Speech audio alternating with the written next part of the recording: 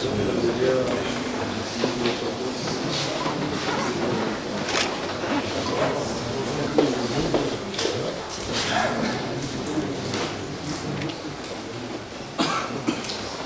Koordinasyon Kurulu'nun değerli üyeleri, değerli basın mensupları, 2019 yılının ikinci dönem İl Koordinasyon Toplantısına hoş geldiniz.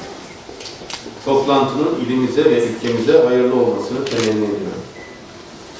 Değerli katılımcılar, yatırımcı kuruluşlarımızın valimize göndermiş olduğu yatırım izleme raporları doğrultusunda ilimizdeki 16 kuruluşa ait 200 adet proje bulunmaktadır. Bu projelerin toplam proje tutarı 3 milyar 862 milyon Türk lirası olup bu projeler için 2019 yılı ikinci dönem itibariyle 1 milyar 788 milyon 500 bin Türk lirası harcama yapılmıştır. 2019 yılında ayrılan ödenek tutarı ise 431 milyon 683 milyon TL'dir. Bu ödeneğin de 176 milyon 847 bin TL'si harcanmış gözüküyor. Bu da nakdi olarak %32'ye, fiziki olarak da %36'ya tekabül ediyor.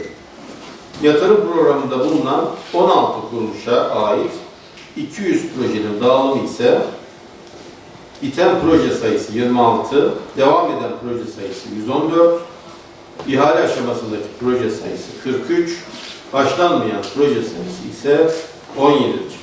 Sektörel olarak baktığımızda ise tarımda 29, ulaştırmada 24, diğer kamu hizmetlerinde 35, madencilikte 5, enerjide 36, eğitimde 47, sağlıkta 17, yüksek öğretimde 7 proje olarak karşımıza çıkıyor.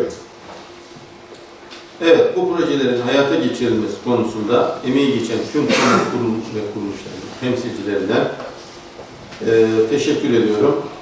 Kamu kaynakları, bu millet fakir millet. Fakir milletimizin kıt kaynaklarını harbi parmak savurma gibi bir lüksü hiçbir kurumun yok.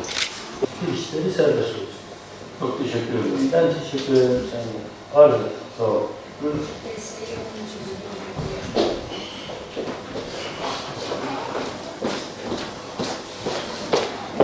Toplam proje tutarımız 181 milyon 569 bin 887 TL. 2019 ikinci dönem Batman Belediyesi'nin faaliyet raporunu size sunmuş bulunmaktayım.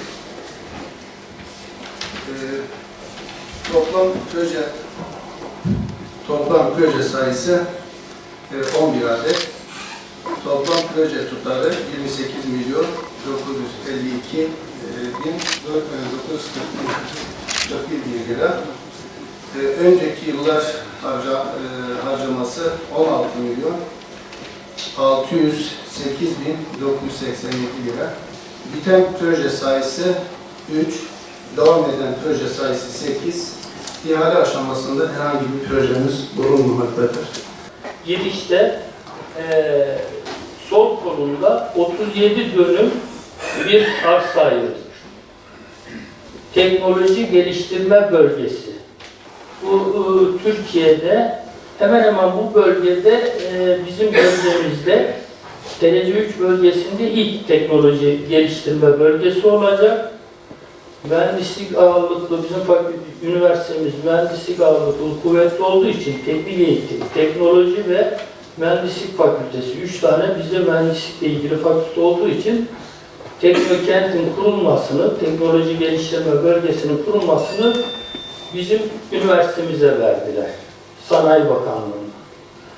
Biz de 37 dönüm arazi ayırdık bunun için.